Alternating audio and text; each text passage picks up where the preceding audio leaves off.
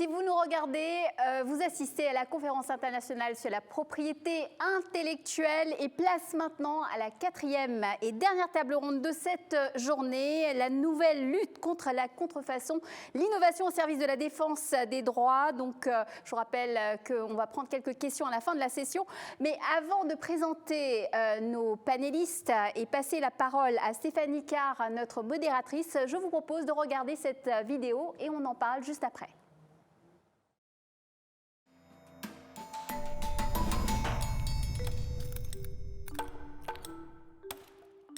La contrefaçon, ce sont des chiffres colossaux.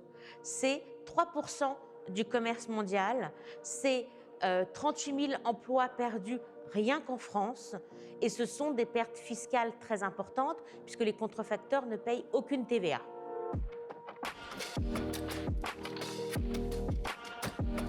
Le e-commerce a vraiment engendré un développement important de la contrefaçon puisque le e-commerce permet d'exporter plus facilement des produits de contrefaçon, par exemple fabriqués en Chine, pour toucher l'ensemble des pays du monde.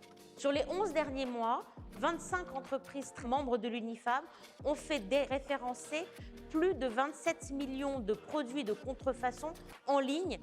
Si vous mettez ça en perspective avec les saisies douanières annuelles qui sont autour de 5 millions, vous voyez bien qu'aujourd'hui, le commerce en ligne est devenu le fournisseur numéro 1 en matière de produits de contrefaçon, tout secteur d'activité confondu. Aujourd'hui, de plus en plus, les produits de contrefaçon arrivent par petits colis, ce qui rend vraiment difficile pour les douanes, notamment tout ce qui est identification et interception des produits de contrefaçon. La propriété intellectuelle, c'est vraiment un prérequis nécessaire pour pouvoir lutter contre la contrefaçon. Il est absolument crucial de déposer des titres de propriété industrielle et d'utiliser tous les mécanismes de propriété intellectuelle pour se protéger, parce que sans ça, on ne pourra pas avoir gain de cause dans des actions de lutte anti-contrefaçon. Il faut aussi avoir une surveillance qui permette de repérer la contrefaçon. Il faut travailler en collaboration avec les douanes. Il y a aussi des initiatives qui sont des initiatives plus privées, de la coopération entre les entreprises, de l'échange d'informations, des chartes de bonne conduite qui ont été signées notamment sur Internet en France. Et puis, il faut que les entreprises attaquent systématiquement et poursuivent les contrefacteurs. Aujourd'hui, 80% des contrefaçons qui sont saisies aux frontières de l'Union européenne proviennent de Chine et de Hong Kong. Donc c'est un territoire qui est vraiment très important dans le monde de la contrefaçon. Je travaille beaucoup avec des entreprises françaises qui sont intéressées par le marché chinois. Nous, on a vraiment un rôle de facilitateur à jouer, c'est-à-dire qu'on va essayer d'accompagner les entreprises françaises, de les épauler dans leurs actions lorsque c'est possible, et également de faciliter leurs relations avec les autorités locales. Nous sommes un fabricant d'objets de mesure médicale. Après les appareils qui permettent ces mesures, on développe des services pour accompagner ces personnes dans leur vie quotidienne. Tous les chiffres d'affaires, qu'ils soient en France ou à l'étranger, nous exposent à la contrefaçon. Les exemples de contrefaçon les plus profonds qu'on a eus, ce sont des copies quasiment serviles de nos produits. Pas forcément par des entreprises chinoises, ça peut être des entreprises françaises. Notre stratégie est bien sûr de s'appuyer sur les demandes de brevets, qui est une propriété intellectuelle très forte, mais qui reste complexe parce qu'elle est difficile à faire reconnaître, notamment par la justice, qui n'a pas forcément les compétences rapides, et donc on doit faire intervenir des experts, donc c'est des choses qui peuvent prendre du temps. Et donc pour ça, on aime aussi beaucoup les dessins et modèles, qui sont à la fois moins chers et qui peuvent être très efficaces, parce que dans un certain nombre de cas, on est face à des copies qui sont assez serviles, dans lesquelles les gens ont tout copié. Et donc d'une part, c'est plus facile à reconnaître, et d'autre part, c'est plus facile à faire reconnaître par la justice, parce que ça se voit comme le nez au milieu de la figure, que le design a été complètement recopié. Les produits contre lesquels on essaye de lutter parce qu'ils nous ont copiés, ils sont souvent dans les magasins physiques en même temps qu'ils sont sur les plateformes Internet. Ces plateformes, il serait intéressant qu'on puisse leur donner l'ordre d'arrêter de vendre un certain nombre de produits à partir du moment où il y a des preuves, mais enfin aujourd'hui, ce n'est pas le cas. La France est le deuxième pays le plus impacté par la contrefaçon au monde si on regarde les saisies douanières, mais évidemment ce n'est pas le seul pays touché par la contrefaçon, donc il y a vraiment une nécessité de travailler ensemble à l'échelle internationale pour lutter contre ce fléau de la contrefaçon.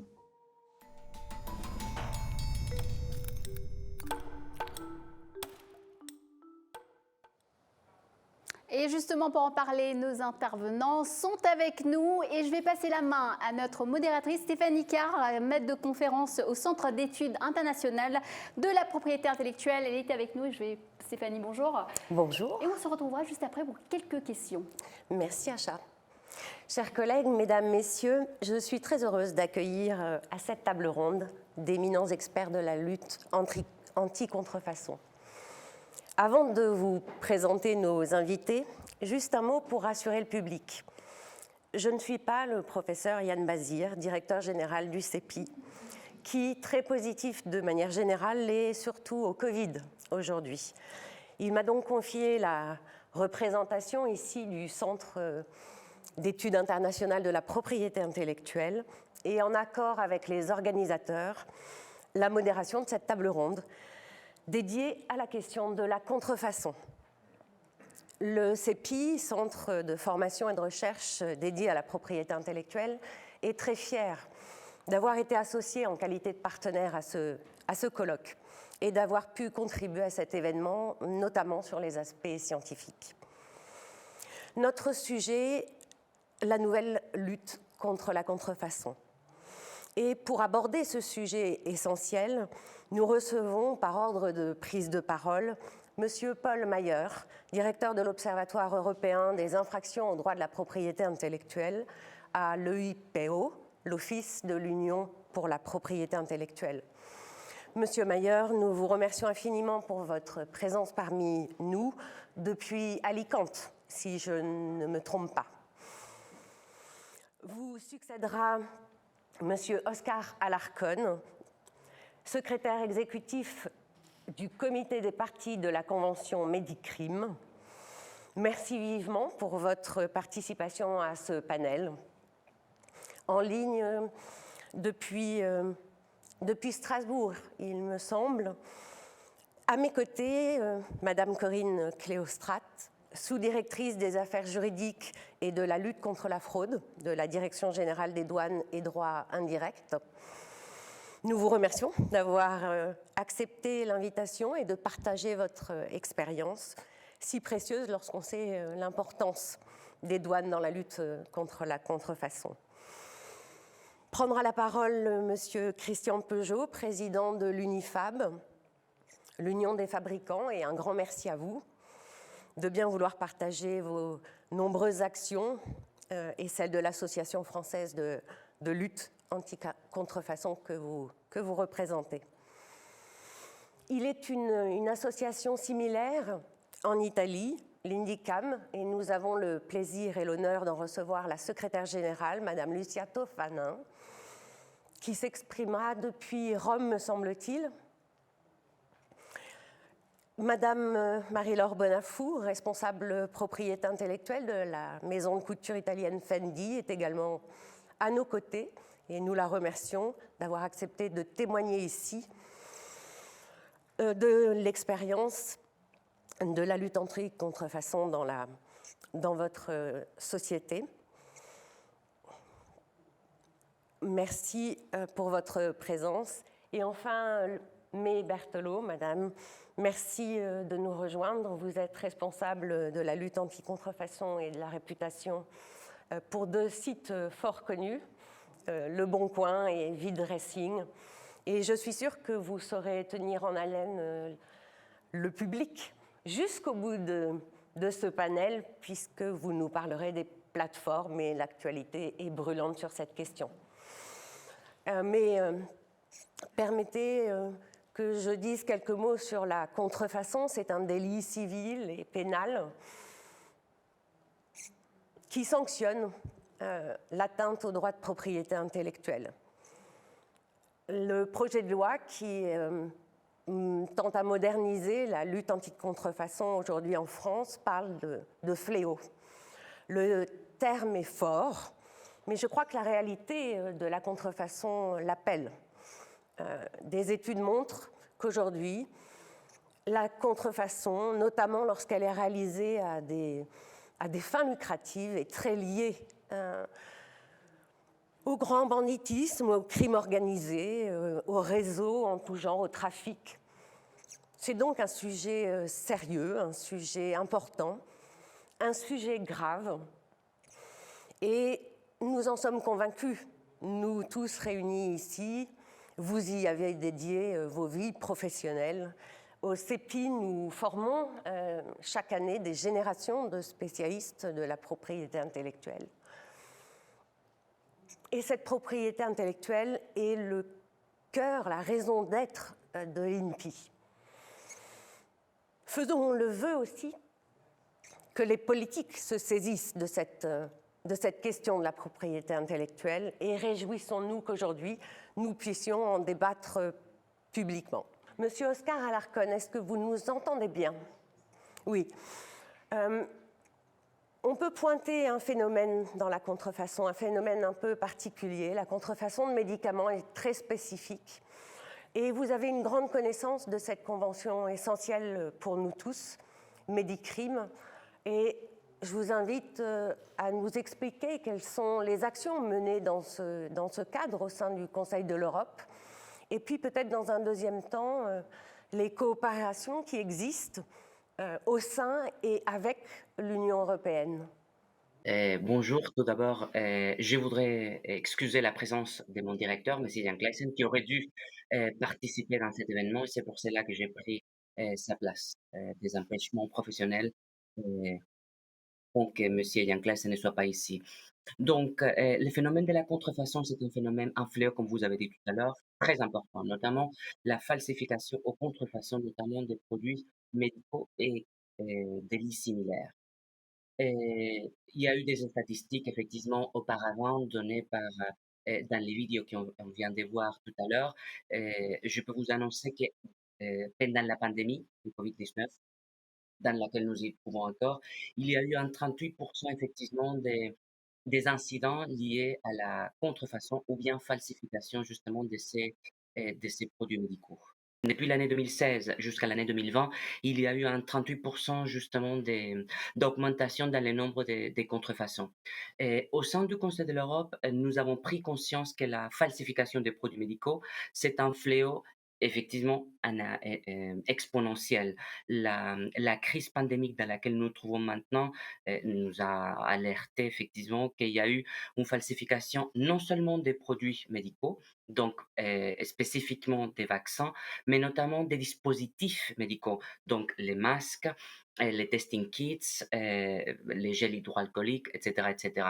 Donc, cela produit effectivement que les réseaux des crimes organisés puissent être effectivement, faire de l'argent qui à la fin de la journée, ce qui se passe aujourd'hui avec ces groupes de crimes organisés. Depuis le Conseil de l'Europe, on a considéré et on a estimé qu'effectivement, les seuls moyens afin de pouvoir arrêter ces fléaux, c'est effectivement avec un instrument juridique. Afin d'harmoniser, il faut harmoniser les différentes législations. Parce qu'on peut continuer à parler de la falsification des produits médicaux autant de temps que nous voulons, que tant que ces crimes, que ces fléaux, ou cette situation n'est pas introduit dans les codes pénals, rien va se passer. Et on va continuer encore à parler de la contrefaçon. Et au sein du Conseil de l'Europe, les 47 États membres du Conseil de l'Europe ont adopté une convention, que c'est la seule convention qui lutte contre la falsification des produits médicaux et d'autres délits similaires. Donc, avec l'Union européenne, nous coopérons effectivement, notamment avec Europol et Eurojust. Avec Eurojust, nous avons fait en fait, c'est Eurojust qui a fait des Joint Investigation Team, donc des équipes je ne sais pas comment on dit ça en français, excusez-moi, d'enquête commun, exactement, des équipes d'enquête commun. Le but étant effectivement de faire des enquêtes communes entre les différents pays pour savoir effectivement d'où viennent ces problèmes, ces fléaux, ces produits médicaux, et savoir effectivement quelles sont les conséquences et de quelle manière on peut mettre fin à cette problématique. C'est effectivement dans une équipe commune d'enquête que des différents pays de l'Union européenne ont travaillé effectivement pour aboutir effectivement avec une enquête. La première équipe de coopération jointe qui s'est faite entre différents États de l'Union européenne, c'était dans le cadre d'Eurojust entre l'Espagne et l'Autriche. Et le point important, c'est qu'en fait, on a saisi effectivement certains produits médicaux. Effectivement, il y a eu aussi toute une enquête derrière et c'est un tout premier exemple qui a été pris en compte dans les cadres communautaires. En plus de cela, on travaille avec Europol, on est en contact direct avec eux parce que c'est eux qui amènent justement les différentes opérations policières et en coopération effectivement avec les différents pays de l'Union européenne, l'opération Shield, Biribus, etc. Et là-dessus, effectivement, OCLAESP, l'agence de la gendarmerie française, ainsi que les Carabinieri, ainsi que la Guardia Civile et la police nationale espagnole sont très impliqués là-dessus. C'est grâce justement à la présidence portugaise de l'Union européenne qu'en fait cette importance ou ce travail de lutte contre la falsification des produits médicaux a été mise en exergue et nous espérons au Conseil de l'Europe que la présidence française au Conseil de l'Europe pourrait continuer avec cet élan parce qu'effectivement la situation aujourd'hui de ce phénomène est très très très dangereuse. Oscar, merci pour ces précieuses explications et peut-être elles auront suscité des questions. On y reviendra sans doute dans le cadre de la discussion. Je me tourne immédiatement vers Paul Meyer. Vous avez une grande et une précise connaissance de l'état de la contrefaçon en Europe et dans le monde. Peut-être pourriez-vous éclairer le public quant à la situation actuelle qui n'est pas forcément très belle et peut-être esquisser également comment, selon vous, lutter efficacement contre cette situation pour remédier à celle-ci. Merci beaucoup. Oui, je vais essayer d'être bref. Beaucoup des chiffres ont été annoncés. Le commerce mondial de produits contrefaisants est de plus de 400 milliards d'euros. L'économie de l'Union européenne souffre considérablement de ce phénomène. Ça génère des distorsions de concurrence considérables, l'état de droit lui-même est remis en cause, et bien sûr, cela provoque une perte directe importante pour l'économie de l'Union européenne. On vous a donné beaucoup de chiffres, mais il y en a un qu'on ne vous a pas donné. 96% des produits exportés de l'Union européenne vers les pays tiers viennent des industries intensives en droit de propriété intellectuelle. Et le problème n'est donc pour nous pas seulement un problème dans l'Union européenne, mais un problème global. Et ça, il faut le prendre en compte. Les conséquences des atteintes aux droits de propriété intellectuelle sont multiples. L'économie, on vient d'en parler, les consommateurs qui souffrent de pertes économiques, ils ont des produits de moindre qualité. Il faut savoir que seulement 5% des consommateurs avouent acheter des contrefaçons de manière volontaire. Donc tous les autres ont été grugés à un moment donné. Les produits peuvent être véritablement dangereux, comme les médicaments par exemple, ou les jouets. Les entreprises perdent du chiffre d'affaires, ils ont un problème d'image vis-à-vis de leurs consommateurs qui peuvent d'abord estimer que les produits ont été originaux et donc de mauvaise qualité. Cela diminue fortement leur capacité d'investissement. En plus, il y a là, parce que les entreprises doivent agir pour se défendre, des coûts importants pour lutter contre la contrefaçon. C'est notamment le cas pour toute une série d'entreprises de secteurs importants au niveau de l'économie française. Les autorités publiques ont un grand problème avec cela. Je l'ai dit, les droits sont remis en cause. Il faut donc lutter contre cela. Les pertes de revenus pour nos autorités peuvent s'élever à plusieurs dizaines de milliards d'euros tous les ans. Donc, comment est-ce qu'on fait pour répondre? Le premier mot qui arrive à l'esprit, c'est la coopération. Il faut que tous les gens qui sont du côté légitime de la loi, de la légalité, coopèrent entre elles. Cela veut dire les entreprises, le secteur privé, le secteur public, et il faudra quand même aussi qu'on soit suffisamment habile et actif pour faire en sorte que les consommateurs, eux aussi, comprennent qu'il ne faut pas acheter de contrefaçon et il faut les aider à éviter de le faire de manière involontaire. Les entreprises doivent évidemment lutter aussi sévèrement que possible contre la contrefaçon. Nous avons des instruments, l'Intellectual Property Enforcement Portal est un élément qui permet de déclarer aux douanes et aux autres autorités de mise en œuvre les produits que l'on a, les risques de contrefaçon dont on souffre. Les entreprises doivent le faire. Au niveau du secteur privé, les organisations patronales spécifiques doivent aussi agir. L'UNIFAB en est un excellent exemple, et l'INDICAM aussi, et ils parleront de ce qu'ils font. Il faut travailler au niveau régional, national, européen et international. Il y a 4 types de réponses contre la contrefaçon, mais également contre la piraterie au demeurant. Il faut d'abord des législations modernes et adaptées. En France, on travaille encore une fois à une loi qui améliore la lutte contre la contrefaçon. Au niveau de l'Union européenne, un certain nombre de choses ont été faites, des législations parfois très protectives ont été mises en place. Il faut lutter de manière déterminée contre les criminels. Effectivement, des réseaux organisés contre lesquels il faut lutter. Les consommateurs, il faut les sensibiliser. Et il faut que la société en général sache ce qu'est le problème du piratage, ce qu'est le problème de la contrefaçon, les risques qu'ils encourent. Et évidemment, comme je l'ai dit tout à l'heure, les entreprises doivent se mobiliser au maximum. L'Union européenne a fait beaucoup de choses déjà en la matière et elle continue de le faire. Elle a créé une boîte à outils de lutte contre la contrefaçon et d'ailleurs aujourd'hui même, la DG GROW a publié un appel à manifestation de position et d'intérêt sur ce sujet afin que tous les milieux intéressés européens puissent donner leur input en la matière. La législation douanière est bonne, elle va être révisée. Vous savez que la législation douanière est européenne. Évidemment, dans les négociations bilatérales, dans les organisations internationales, nos négociateurs font en sorte que notre propriété intellectuelle soit défendue et protégée aussi bien que possible dans les pays tiers. Je l'ai dit tout à l'heure, 96% des produits que nous exportons sont des produits fabriqués par les industries intensives en propriété intellectuelle.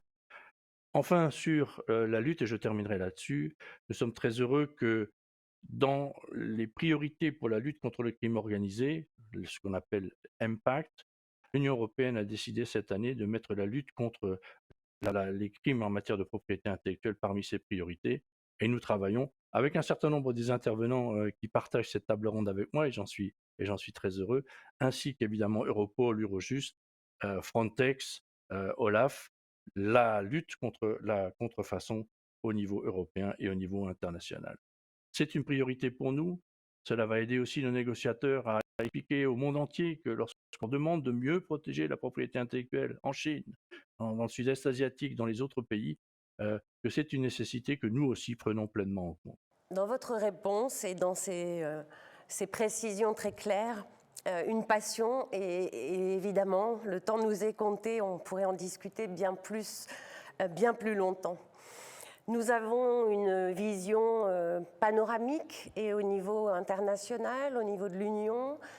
Peut-être pouvons-nous à présent nous pencher un peu sur la contrefaçon à l'échelle nationale avec vous, chère Corinne Cléostrate, vous qui pilotez la lutte contre cette contrefaçon au niveau douanier. Qu'en est-il sur le territoire national ? Quelles sont les actions initiées par les douanes ? Et peut-être aussi comment s'adapter aux nouvelles formes que prennent les contrefaçons aujourd'hui. Je vous remercie. Bonjour à toutes et à tous. Tout d'abord, quelques chiffres. Il y en a déjà eu beaucoup de cités.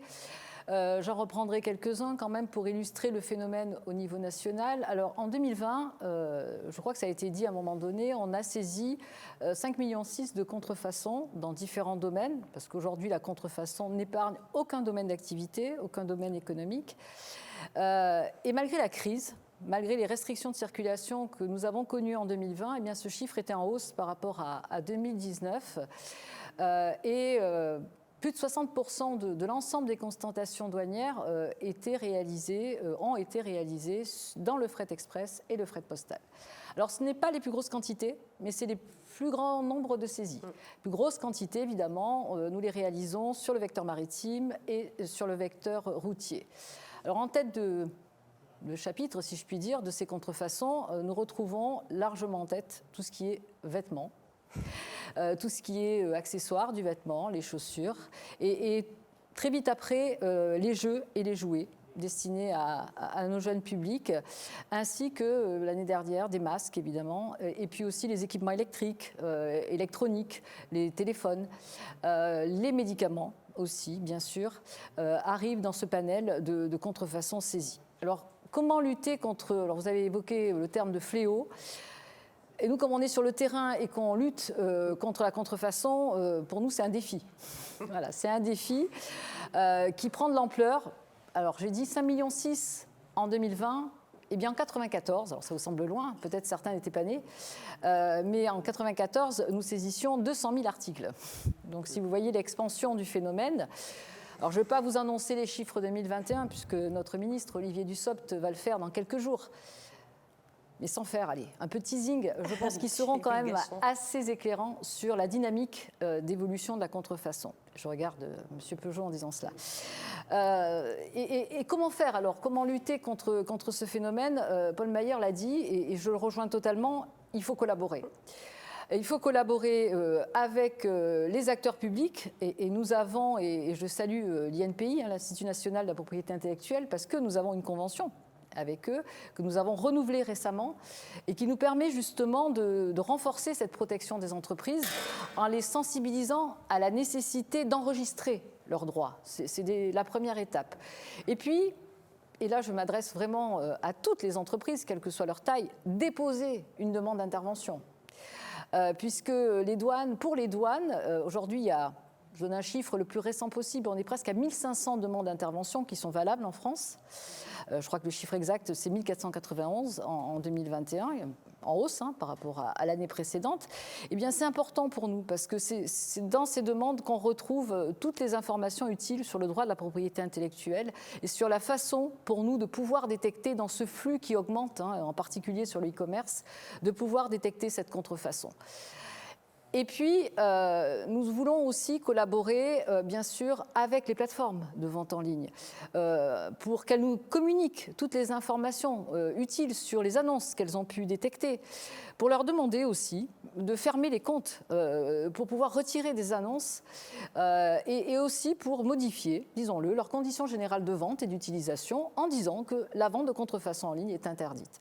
Je rappelle quand même que la contrefaçon en France, c'est un délit. Vous l'avez dit tout à l'heure, c'est un délit douanier aussi. C'est-à-dire que vous pouvez encourir jusqu'à 3 ans de prison. Et si la contrefaçon est réalisée en bande organisée, eh bien c'est 10 ans. Voilà. Donc la contrefaçon, aujourd'hui, pour nous, elle représente aussi un danger vraiment important pour la santé et la sécurité. Et elle alimente. Et il faut en avoir conscience parce que nous, c'est tous les jours que nous avons ce regard, cette observation. Elle alimente en France des réseaux, en France et en Europe, puisque nous participons à des opérations conjointes très régulièrement. Encore avant Noël, nous avons démantelé tout un réseau avec nos collègues espagnols, italiens, belges, allemands. Nous avons démantelé un réseau de contrefaçon de jouets qui alimentait tout le marché européen. Et quelque temps auparavant, c'était un réseau de contrefaçon de produits ménagers, en particulier de lessive, qui était aussi au cœur de trafics organisés au sein de l'Union européenne. Donc c'est de la criminalité organisée et récemment, encore récemment, nous avons démantelé des ateliers d'assemblage en France, pas très loin d'ici, de parfums, avec des liquides qui arrivaient de pays de l'Est et des étrangers en situation irrégulière qui étaient employés dans des conditions dégradantes pour la dignité humaine et qui engendraient des profits financiers énormes. On a pu trouver des centaines de milliers d'euros quand nous sommes intervenus en visite domiciliaire. Et ce qu'il faut savoir aussi, c'est qu'à la tête de ces réseaux aujourd'hui, eh bien, nous avons des délinquants qui, autrefois, il n'y a pas si longtemps que ça, étaient dans le trafic de stupéfiants. Voilà.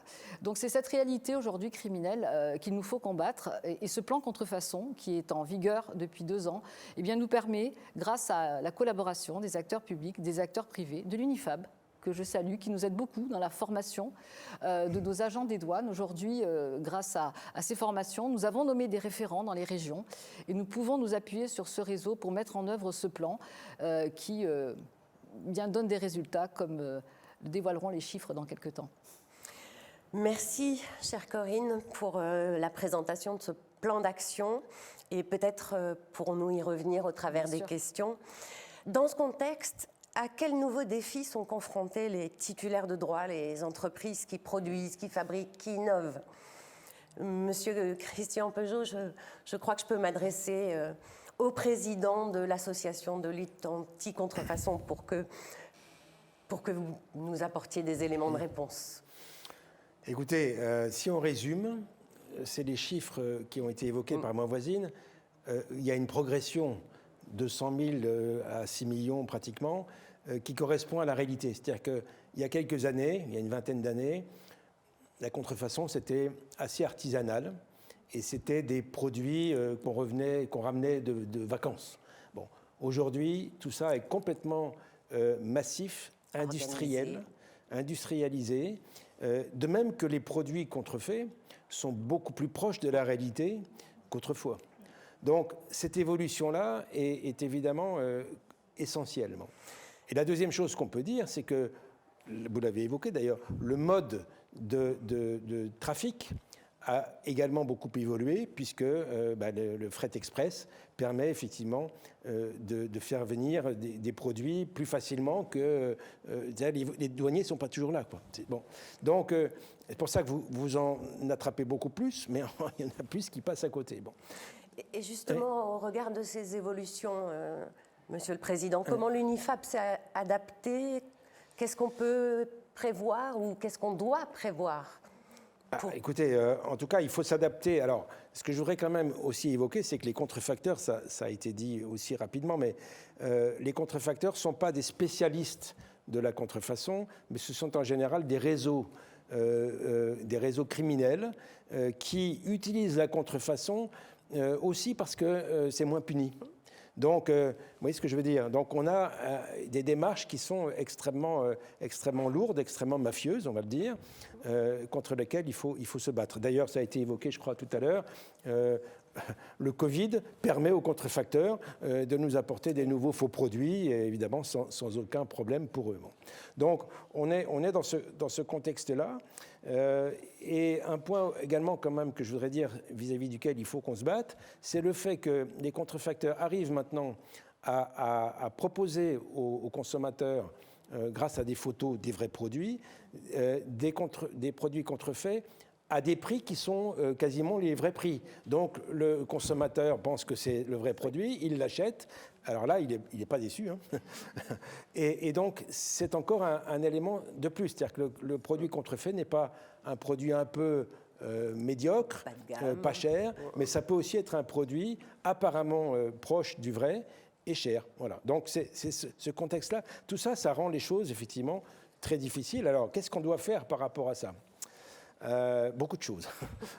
Alors, d'abord, on a quelques missions. Alors, notamment à l'UNIFAB, on a un certain nombre de missions qu'on essaie de gérer. D'abord, une mission de communication, bien sûr, essayer de faire comprendre au consommateur final le danger de la contrefaçon au plan personnel, au plan sécurité, au plan santé.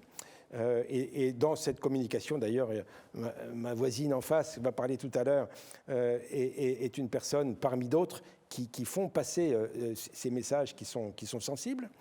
Bon, il y a la formation, ça a été évoqué. Alors la formation, notamment des personnes de la douane, était normalement en présentiel. Bon, maintenant, on s'adapte et on fait, j'espère qu'on va pouvoir refaire du présentiel, mais aussi, bien sûr, des visioconférences et du format hybride, on va dire, pour continuer ce travail de formation qui est essentiel. Bon, on essaye évidemment à l'UNIFAB d'intensifier les échanges avec l'ensemble des représentants institutionnels, français mais aussi européens. Et puis, bon, de manière générale, voilà, on a besoin d'échanger et de faire avec tous les éléments nouveaux, les méthodes nouvelles, un partage de bonnes pratiques et d'échanges. Voilà. Alors, pour finir, si vous voulez, on a, pour répondre un petit peu au thème, hein, qui est l'innovation au service de la défense des droits, bon, on a bien sûr à être au niveau technologique en termes d'innovation.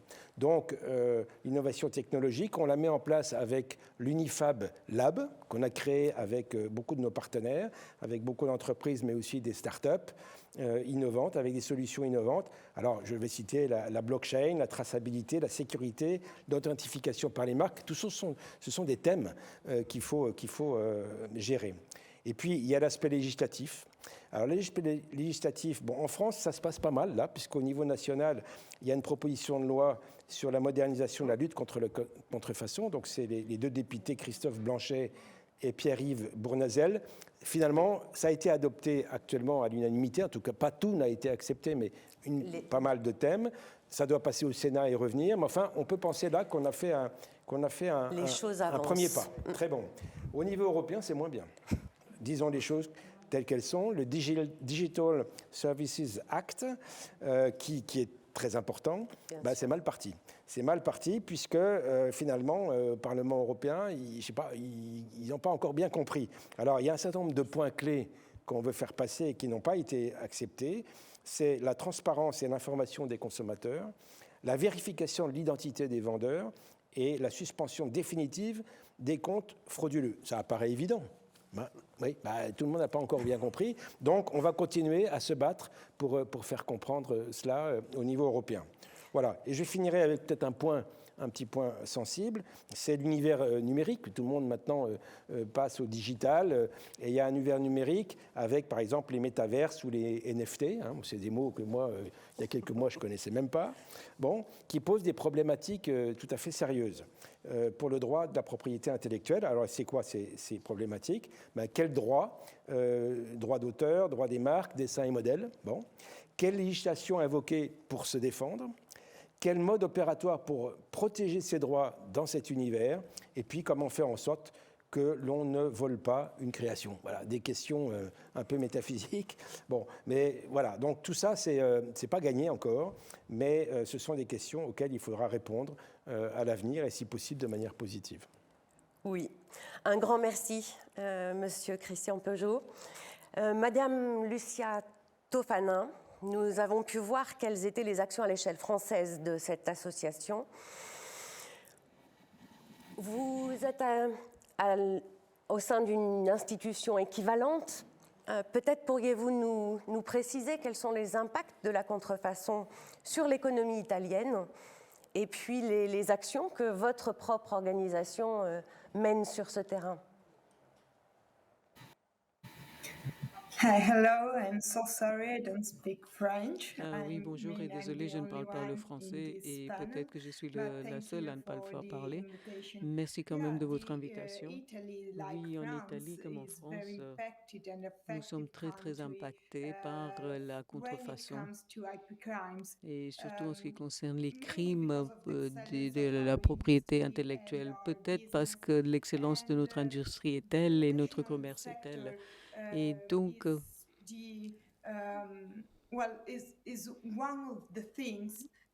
c'est un secteur qu'il faut protéger et aider. Alors, l'impact de la contrefaçon est très grand et c'est très difficile de tout comprendre.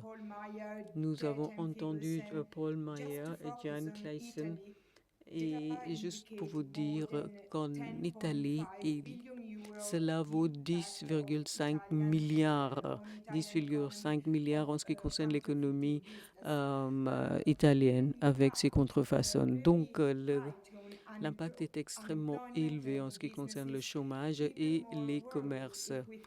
Et ça devient de pire en pire lorsqu'on pense que plus de 40% du PIB national est généré par des industries qui investissent dans la propriété intellectuelle. Les mêmes industries que nous devrions protéger si nous voulons que notre économie soit compétitif dans le monde numérique. En Italie, nous avons la police financière, les douanes. Et dans les années passées, on a déjà fait 200 000 saisies contre les pays contrefaites. Et il y a eu plus de 500 000 d'articles qui ont été saisis. Alors, c'est une quantité quand même énorme de produits faux.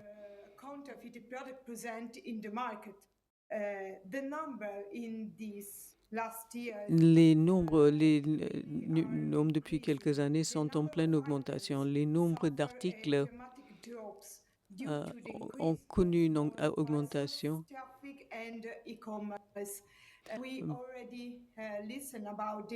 Nous avons entendu quelle est l'importance de bloquer les trafiquants en ligne et également de collaborer et coopérer avec nos partenaires et des plateformes. D'ailleurs, il faudra qu'on prenne des mesures et qu'on soit beaucoup plus proactif dans ce domaine-là. C'est extrêmement important pour les associations telles que les nôtres, tout comme le UNIFAB. Il faut qu'on ait beaucoup plus de coopération. Merci, Lucia. Les actions réalisées par l'INGAM. Nous avons une vision institutionnelle, une vision des associations. Peut-être, Marie-Laure Bonafou, pourriez-vous nous présenter, nous expliquer les actions des entreprises dans cette lutte contre la contrefaçon et plus spécialement celles mises en place par Fendi. Merci beaucoup Stéphanie et merci encore pour l'invitation à ce panel. Juste une petite remarque, c'est extrêmement non seulement louable mais une très grande initiative que de voir la France dans le cadre de la présidence d'organiser une journée entière sur la propriété intellectuelle par le biais de l'INPI. Et c'est un signal très fort en tant que titulaire, de représentants de titulaires de droit, c'est un signal très fort qui est donné même au niveau européen et j'espère que les prochaines présidences vont continuer à maintenir et à tenir le bâton haut. La lutte anti-contrefaçon, ça fait quand même maintenant quelques années que j'en suis les problématiques. S'il y a un mantra, je dirais que c'est rester flexible dans le changement. Et ces 2 dernières années, avec la pandémie qu'on a eue, comme tu as dit Stéphanie auparavant, en faisant référence en fait au fléau, la contrefaçon est une pandémie dans la pandémie. Alors les consommateurs, je vais dire quelque chose d'évident, mais les consommateurs ont changé complètement leur habitude d'achat. On l'a vu, c'est un effet collatéral immédiat de toute cette période de Covid, puisque les gens sont restés chez eux. Quiconque a un ordinateur, mais encore plus, quiconque a un téléphone portable, ce qui est quand même la grande majorité d'entre nous, peut acheter ou des produits véritables ou des produits contrefaisants, que ce soit sur des applications, que ce soit sur Internet en se connectant à des sites e-commerce, que ce soit par le biais de Facebook, d'Instagram, etc. C'est un phénomène qui a eu un impact, encore une fois, ça a déjà été dit d'abord, c'est un phénomène qui a maintenant une dimension globale. Déjà, on savait très bien que la contrefaçon ne peut pas se limiter à être approchée d'un point de vue local, mais là, on a vraiment eu un impact, je vais dire, très fort du fait que la contrefaçon, maintenant, touche tout le monde de partout et est accessible de partout. Juste pour être rapide et pour ne pas répéter non plus ce que les autres intervenants ont redit, pour partager les expériences d'un titulaire de droit basé en Italie. Il y a 3 aspects sur lesquels je voudrais appuyer ma présentation, qui est donc cet effet collatéral de 2020, où on a vu l'online et l'offline se superposer. Okay. Ensuite, je voudrais souligner, ça m'a fait vraiment énormément plaisir de l'entendre dire déjà, l'importance de la collaboration internationale. Et je viendrai plus en détail sur ça tout à l'heure. Et enfin, last but not least, les coûts de la contrefaçon. Parce qu'en tant que titulaire de droit, dans les panels précédents, on parlait donc des droits de propriété intellectuelle comme étant des investissements. La lutte anti-contrefaçon, quand moi je dois en parler avec notre équipe financière, ils ne voient pas tout à fait de la même manière en fait. Au contraire, c'est plus un puits sans fond dans lequel on peut toujours dépenser plus. Donc là aussi, il faut mettre un peu des piliers, savoir un peu où on va, comment on va. Et pareil, je reviendrai sur ça plus dans le détail. Pour ce qui est en fait des effets collatéraux de 2020, c'est cet overlap, en fait, ce croisement entre l'online et l'offline. Je dirais que l'expérience de l'offline, donc sur le terrain, hors du digital, se réapplique très facilement au monde de l'online. On a parlé donc des formations. Alors c'est les formations pour les douanes, pour les forces de l'ordre en général. Quand on en vient en fait à l'online, c'est la formation des plateformes, les formations des prestataires qui nous aident en fait à faire le monitoring, expliquer comment aussi les produits peuvent être tracés, parce qu'il y a la violation en fait des droits, des produits sur leur forme extérieure, esthétique et des droits de propriété intellectuelle, mais aussi il y a la violation sur la traçabilité même en fait des produits. Et donc ça, évidemment, c'est des choses sur lesquels il faut sensibiliser les autres acteurs en fait, de la contrefaçon. Il s'agit aussi d'enregistrer les droits auprès des douanes, donc nous on l'a fait, au niveau européen, mais pas seulement, hein. Il faut faire la même chose aux États-Unis, il faut faire la même chose en Chine, il faut faire la même chose en Corée. Tous les pays en fait, où on sait qu'il y a une production et que les produits vont sortir, que les produits vont transiter et que les produits vont arriver à une destination finale, c'est très important d'enregistrer les droits de propriété intellectuelle. Une dernière chose que je voudrais dire, c'est en termes de nouvelle stratégie que nous avons abordée, si on peut dire que c'est une nouvelle stratégie, ça a été plus une accélération des choses avec le Covid, c'est-à-dire qu'on avait déjà en place pour la lutte online des instruments, hein, un prestat qui nous aide à suivre sur certaines plateformes les produits, etc. Là, les choses sont allées beaucoup plus vite avec des quantités. Et on l'a dit déjà, je ne vais pas me répéter, mais des quantités qui sont multipliées par 10, par 1000.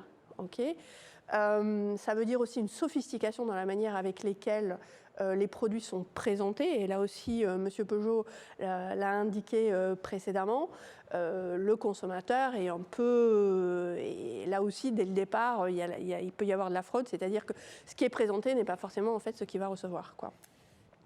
Le deuxième point que je veux aborder, c'est l'importance de la collaboration internationale. Donc, ça a été dit aussi par Paul Mayer. Un seul élément sur lequel je voudrais appuyer dans le cadre donc, de ce chapitre de la collaboration internationale, et là, c'est une expérience de titulaire de droit, l'importance des IP attachés dans les pays. C'est un peu notre cheval de bataille dans le sens qu'il y a eu de nombreux cas dans certains pays comme la Chine ou les États-Unis où sans eux, sans avoir ce contact, on va dire semi-institutionnel en fait, qui est sur place, il y a sûrement certaines situations qu'on n'aurait pas réussi en fait, à résoudre. L'INPI a déjà un réseau très grand et très profond et très technique des IP attachés. C'est un exemple à suivre. Les États-Unis, la Grande-Bretagne et la Suisse sont aussi au même niveau. L'Italie a commencé aussi à agrandir en fait, son réseau.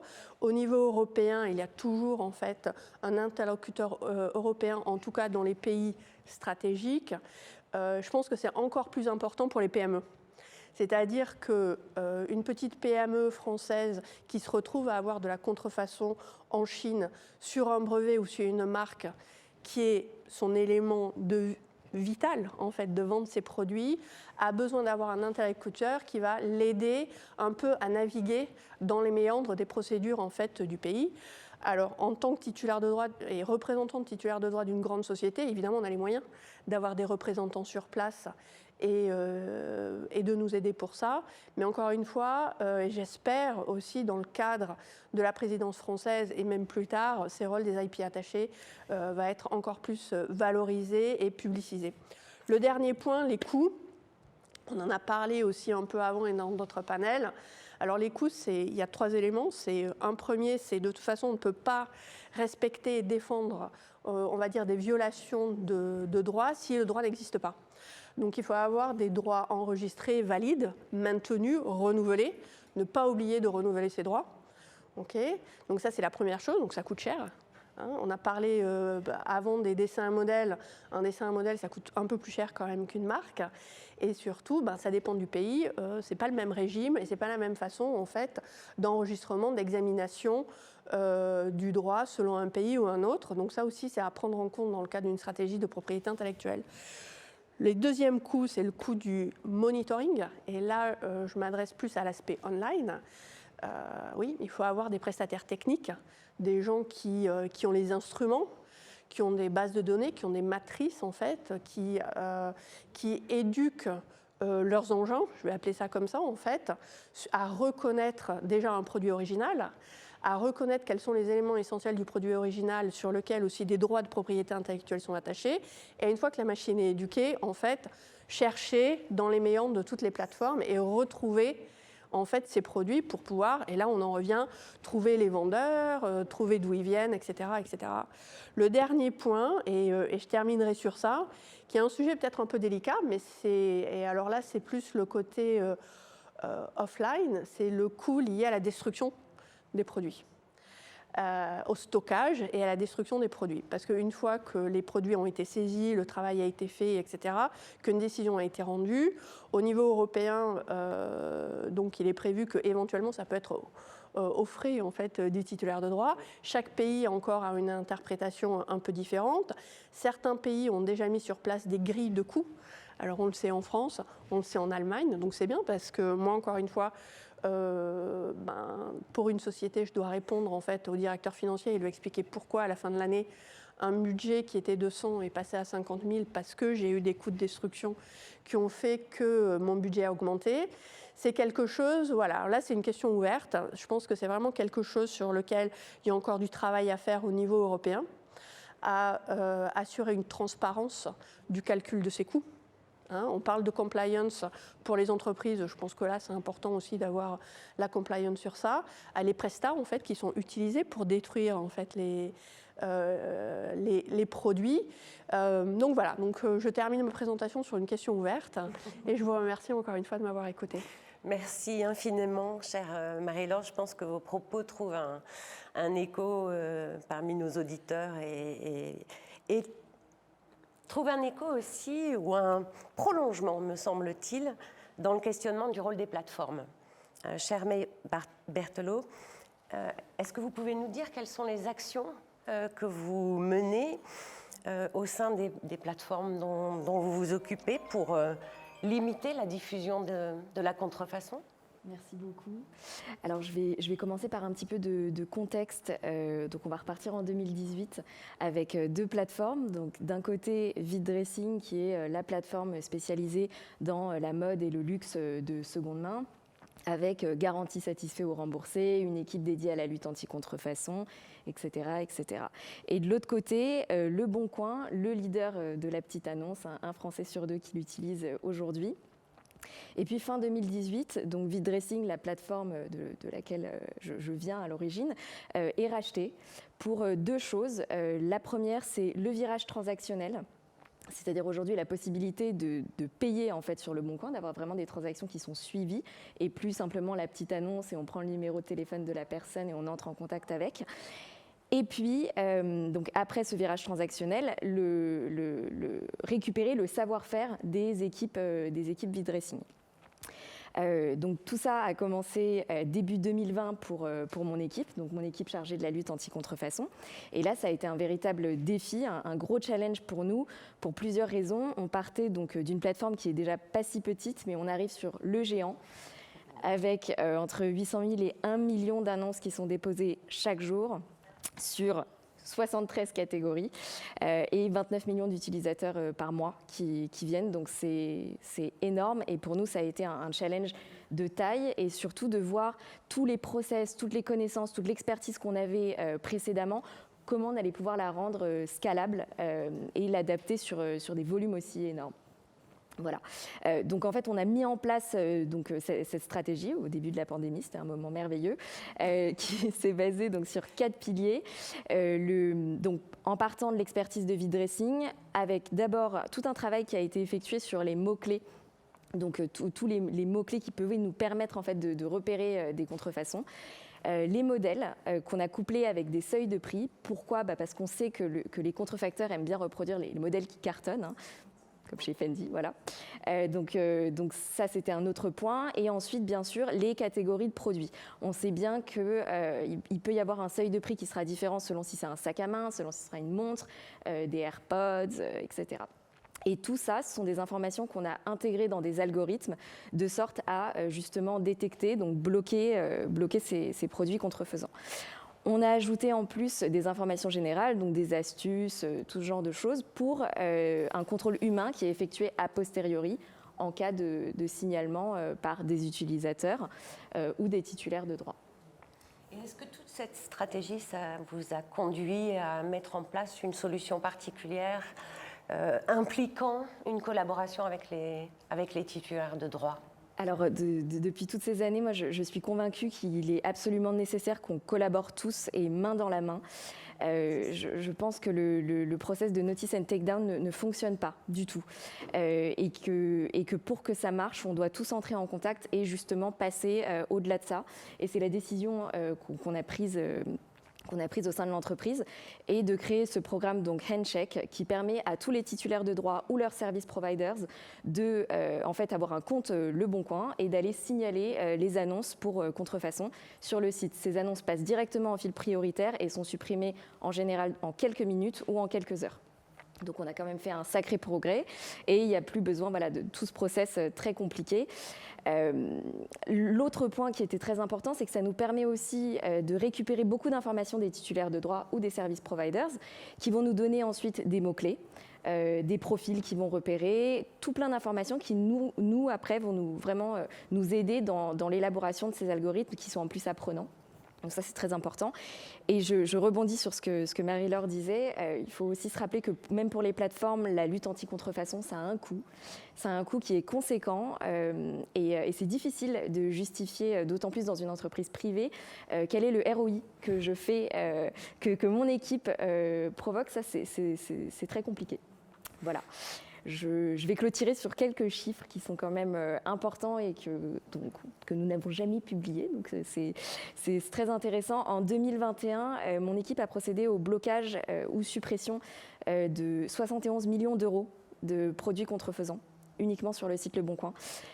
En sachant qu'on est encore sur des travaux pour continuer à avoir un champ d'action plus large. Donc je pense que 2022 sera bien plus énorme.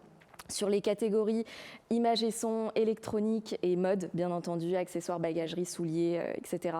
Et je pense encore d'autres catégories qu'on n'a pas encore eu le temps de bien explorer. Et tout ça, ça représentait 60 000 utilisateurs, donc 60 000 vendeurs. C'est énorme, c'est vraiment énorme.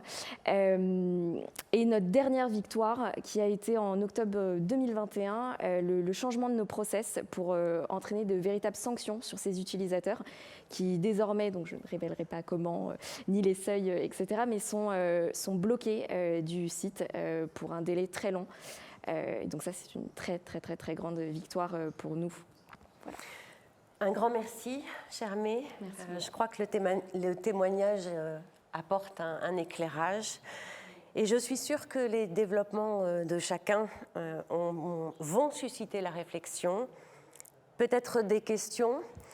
Avant de donner la parole au public, je voudrais vous remercier tous pour la qualité de vos interventions. Et je vous rends la parole pour les questions. Merci Stéphanie. Écoutez, discussion passionnante et ça a duré un peu plus longtemps, donc très peu de temps pour les questions, donc réponse courte. Je vais en prendre 2 questions. Donc peut-être la première, on va parler de l'IA. Donc comment l'IA va-t-elle aider ou pas à la lutte anti-contrefaçon? C'est peut-être une question pour Paul Meyer. Paul Meyer. Oui, tout à fait. Paul, vous êtes toujours là? Je suis toujours là, est-ce que vous m'entendez? Oui, on vous entend, allez-y. Ah ben parfait alors. Oui, alors l'intelligence artificielle, comme tout produit technique, est une de deux côtés. Alors ça peut aider effectivement la lutte contre la contrefaçon, mais dans certains cas, ça peut aussi être utilisé par les criminels. Cela dit, ça va normalement considérablement nous aider puisque du bon côté de la loi, on a beaucoup plus de données. L'intelligence artificielle a besoin de données. Et là, avec des algorithmes, on pourra repérer des infractions de manière précoce, des modèles d'affaires de vente de contrefaçon de manière précoce. Ça vaut également pour la piraterie, le piratage plus exactement. On va pouvoir cartographier les modèles d'affaires et si on a accès effectivement aux données personnelles, vous savez que c'est limité parce que nous sommes très protégés par le règlement général sur la protection des données personnelles, ça va pouvoir nous aider à lutter de manière beaucoup plus efficace contre la grande criminalité. Et il faut espérer effectivement que nos amis d'Europol, dont le règlement est en phase de révision, il y a eu un accord au Conseil cette semaine, qu'on puisse utiliser cela pour effectivement démanteler les réseaux. Donc l'intelligence artificielle suscite beaucoup d'espoir. Enfin, ça peut aussi être mal utilisé. Je voudrais dire sur ce point que nous allons publier dans quelques jours une étude sur l'impact de l'intelligence artificielle sur la violation des droits d'auteur et de dessin et modèles. Donc, vous en saurez beaucoup plus là-dedans. On a 24 figures.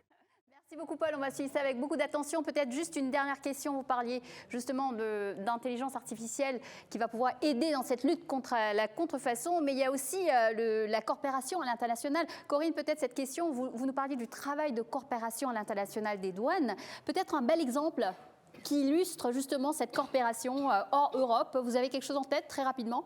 Oui, j'ai le souvenir d'une très belle coopération qui a porté sur des contrefaçons, alors ça va peut-être vous étonner, mais de vins français qui sont évidemment très prisés, y compris dans des pays d'Amérique latine. Et grâce à nos collègues de ces pays, eh bien, on a pu détecter un nouveau courant de fraude et y mettre fin. Voilà, ça a été un beau succès. Qui a pris d'ailleurs plusieurs mois d'investigation, mais la coopération douanière, qui est une coopération qui repose sur des accords de coopération anciens avec certains pays, je pense notamment aux États-Unis, avec qui on a un accord très ancien, eh bien, nous permet d'agir et vite pour bloquer les chargements. Très bien. Et moi, je croyais que le vin français, c'était le meilleur. Il n'y a pas de contrefaçon, c'est pas possible. Si, malheureusement. Merci, voilà, Corinne. Il est très envié. Bon, voilà, merci. En tout cas, c'est le temps que nous avons. Stéphanie, peut-être juste très rapidement, en 2 mots, le mot de la fin. Je vous laisse remercier vos panélistes et je vous laisse clôturer. Un grand merci à tous et je pense qu'on peut terminer sur ce succès évoqué. Il reste des choses à faire. En tout cas, c'est un sujet qu'on va suivre avec beaucoup d'attention. Merci à nos intervenants, merci Stéphanie. Et quant à nous, restez avec nous. Nous revenons dans quelques minutes pour les discours de clôture. Donc, on va clôturer cette journée avec Kerstin Yorna du DG Gros et Jean-Marie Cavada qui est avec nous ici en physique. À tout de suite.